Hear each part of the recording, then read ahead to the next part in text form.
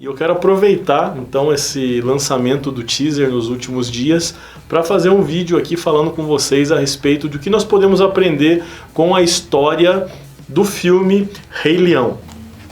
Agora a gente só precisa avaliar se um filme que já tem mais de 20 anos ainda é considerado spoiler. Quem não assistiu o desenho e vai assistir o filme, como é que vai funcionar isso? Eu tô perdido. Eu posso dar spoiler de um filme que já tem 20 anos? Simba é um jovem leão, filho do rei Mufasa, e eles governam um lugar chamado Reino, né? O leão é aquele que governa sobre todos os outros animais, e ele foge do reino após a morte de seu pai, porque ele se sente culpado pela morte do pai. E na verdade ele acaba descobrindo que o responsável pela morte de seu pai é o seu tio, o irmão de Mufasa, chamado Scar, porque tinha uma grande inveja de seu irmão e queria muito tomar o poder sobre o reino. Esse é o contexto geral aí do filme Rei Leão, que é baseado em uma obra de William Shakespeare chamada Hamlet.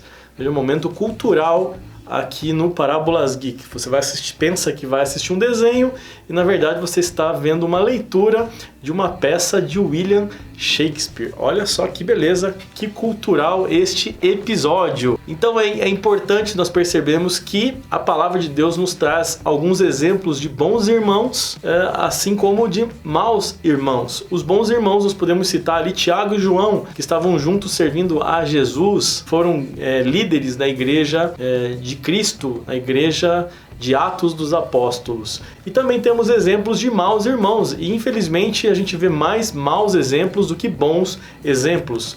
Nós temos José do Egito e seus 11 irmãos, que por inveja acabam vendendo ele como escravo, livro de Gênesis, e também aquele que eu quero fixar aqui no texto de hoje, no vídeo de hoje com vocês, Caim e Abel. Os dois oferecem um sacrifício a Deus. O sacrifício de Abel é aceito por Deus e o de Caim não. Com inveja de seu irmão, Caim vai lá e mata o seu irmão por inveja. Então a gente percebe que a decadência do homem ela já estava enraizada logo após a queda. O primeiro culto, o primeiro serviço religioso prestado pela humanidade caída logo após a saída de Adão e Eva do Éden, que a Bíblia descreve, acaba em um homicídio. Olha só como rapidamente a perfeição do Éden, o afastamento do homem de Deus vai levando a esses instintos aí que geram muitos problemas aí para a humanidade desde então. Então eu quero falar sobre essa inveja. Nós temos que tomar muito cuidado com esse sentimento porque ele é muito combatido nas Escrituras. Precisamos tomar muito cuidado com isso, porque muitas vezes nós podemos acabar confundindo a ideia de admiração pelo trabalho que alguém executa, ou pelo ministério, ou pela vida que essa pessoa leva, com a inveja. É muito importante que a gente possa fazer essa distinção entre aquilo que é admiração, eu posso admirar e posso querer fazer a mesma coisa, né? Seguir os passos de alguém que aos meus olhos é bem sucedido em determinada área, mas sem com isso sentir inveja dessa pessoa. É um sentimento muito nocivo e destrutivo. Em última instância, é o mesmo sentimento que levou a Lúcifer a se rebelar contra Deus, né? Achando que era melhor do que Deus, quis tomar o lugar de Deus. E aí começa toda a rebelião celestial entre anjos e demônios que nós conhecemos nas Escrituras. Então nós precisamos tomar cuidado com a inveja, porque ela é um veneno que influencia não aquele que toma o veneno, mas aquele que deu o veneno, né? O invejoso é que vai sofrer com isso. Muitas vezes a pessoa que é o alvo da inveja, ela nem sabe que a outra pessoa está nutrindo aqueles sentimentos por ela. Ela está simplesmente tocando a sua vida, enquanto a outra pessoa não está vivendo a vida dela por causa da inveja. Ela tenta se parecer com a outra pessoa, ela acaba vestindo tentando viver uma vida que não é aquela que Deus preparou para ela.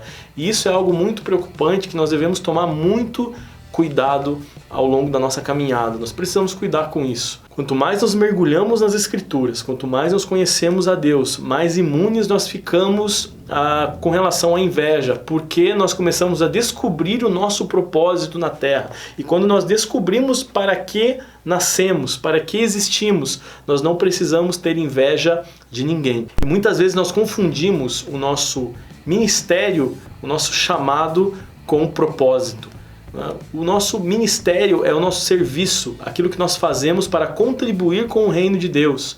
E isso você pode ser um pastor, pode ser um missionário, pode ser um músico na casa do Senhor, um ministro de louvor, uma ministra de louvor, um intercessor, um diácono, ou o que quer que você faça dentro da casa do Senhor, é o seu ministério, é o serviço que você presta no reino de Deus.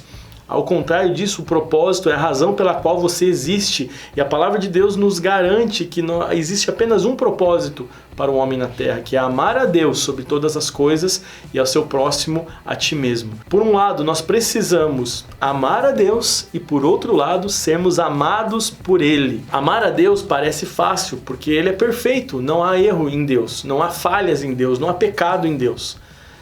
O grande problema é nós permitirmos que Deus nos ame, porque nós não nos sentimos merecedores do amor de Deus e de fato não somos merecedores desse amor. Porém, Deus nos ama mesmo assim. Nós precisamos nos desarmar. Não é? Há uma canção que eu gosto muito que diz que eu deixo o seu amor me vencer. Nós devemos deixar o amor de Deus vencer as nossas resistências, os nossos erros, as nossas falhas de caráter, como a inveja, que muitas vezes nós não admitimos, mas nós sentimos de outras pessoas, até de coisas que Deus está fazendo na vida de outras pessoas. Então precisamos tomar muito cuidado com isso. Podemos admirar pessoas por aquilo que elas têm feito, mas nunca invejá-las. Porque, em última instância, o nosso propósito como humanidade é o mesmo: amarmos a Deus, sermos amados por Ele. Beleza, galera? Este é o recado desta semana. Eu espero que você esteja gostando do Parábolas Geek. E eu encontro você na semana que vem. Esteja junto conosco, curta esse vídeo, compartilhe com seus amigos, nos ajude a levar essa mensagem relacionando cristianismo e cultura pop até os confins da terra. Grande abraço, galera. Até a semana que vem.